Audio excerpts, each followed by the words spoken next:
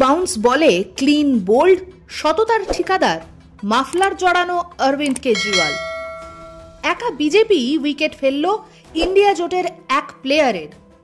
শক্তি খুইয়ে দিল্লি বিধানসভা হাতছাড়া হলো আম আদমি পার্টির।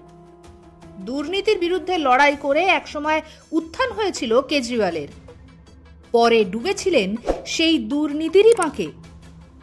গলায় মাফলার জড়ানো সাদাসিধে ইমেজের কেজরিওয়াল তৈরি করে ফেলেছিলেন বিলাসবহুল শীষমহল। হয়তো দুর্নীতির কারণেই দিল্লির দিল জিততে ব্যর্থ হলেন তিনি। স্বভাবতই উচ্ছ্বাস বিজেপি শিবিরে। পে কমিশন গঠন, নানা প্রতিশ্রুতি এবং সব শেষে কেন্দ্রীয় অর্থ বাজেট, রীতিমতো অঙ্ক কষে সাফল্য পেয়েছে বিজেপি। প্রথম উইকেট পতন হয়েছে, চর্চা শুরু হয়েছে বিজেপির দ্বিতীয় বলের বিরুদ্ধে ব্যাট হাতে লড়বেন কে। ঠিক 1 বছরের মাথায় পশ্চিমবঙ্গে বিধানসভা নির্বাচন।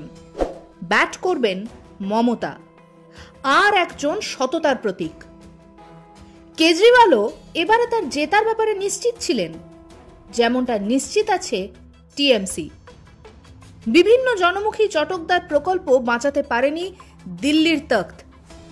ভোট পড়েছে কেজরির বিপক্ষে। হাত খুলে বল করেছে বিজেপি।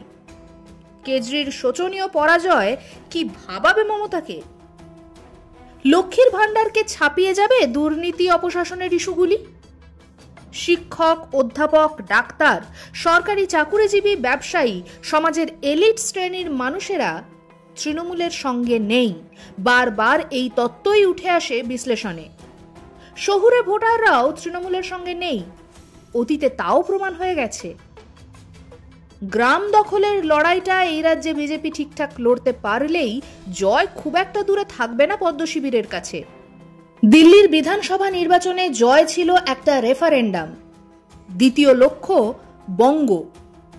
আগামী 1 বছর স্বস্তিতে থাকবে না মমতা ও তার দল। শাসক বিরোধী হাওয়াকে আরো জোরদার করতে চাইবে পশ্চিমবঙ্গ বিজেপি। পরাজয় হয়েছে কেজরির, পরাজয় হয়েছে ইন্ডিয়া জোটের। বিজেপি বিরোধীরা ক্রমশই দুর্বল থেকে দুর্বলতর হবে। বিজেপি চাইবে আগামী 1 বছরের সময়কালে এই সুযোগে মমতাকে আরো কোণঠাসা করার। দিল্লিতে আপের পতন বঙ্গে বিজেপি নেতাকর্মীদেরকে যে আরো অক্সিজেন যোগাবে তা বলাই যায়। অন্যদিকে কপালে ভাঁজ পড়বে ঘাসফুল শিবিরে। নিরপেক্ষ সাংবাদিকতাকে এগিয়ে নিয়ে যেতে ইউটিউবে সাবস্ক্রাইব ও ফেসবুকে ফলো করুন আপনার প্রিয় রাজনীতি বাংলা। দীপশিখা মুখার্জি, শর্মিষ্ঠা মুখার্জি ও বিশ্বরূপ যশের প্রতিবেদন রাজনীতি বাংলা।